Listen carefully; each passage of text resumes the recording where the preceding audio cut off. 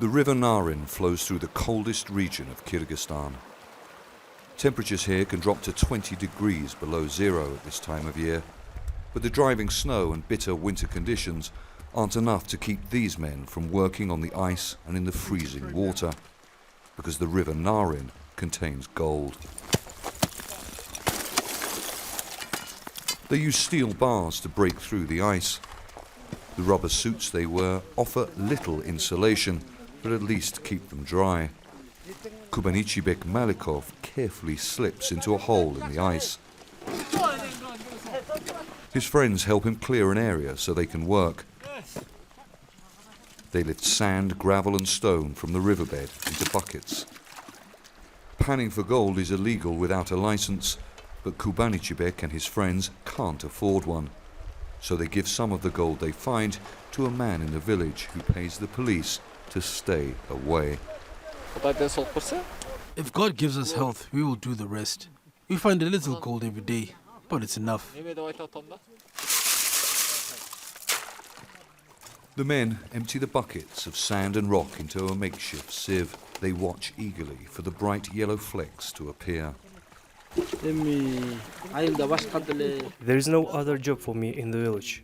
We didn't go to university. We don't have qualifications. In the summer, we work in construction, and in the winter, we work here. It's not known how much gold is illegally extracted from the Naryn River, but it provides a vital source of income for families who struggle to survive the winter months in this underdeveloped and isolated region. Have we found any yet? This man asks. Men from villages along the Naryn River have been panning for gold in this area for centuries. The best time of year to do it is the winter because the river is lower than during the summer months. These tiny little yellow flecks you can see might not look much, but they're worth around $50 a gram. On average, the men find around 2 to 3 grams a day. They take breaks every hour or so and warm up around a fire before climbing back into the water.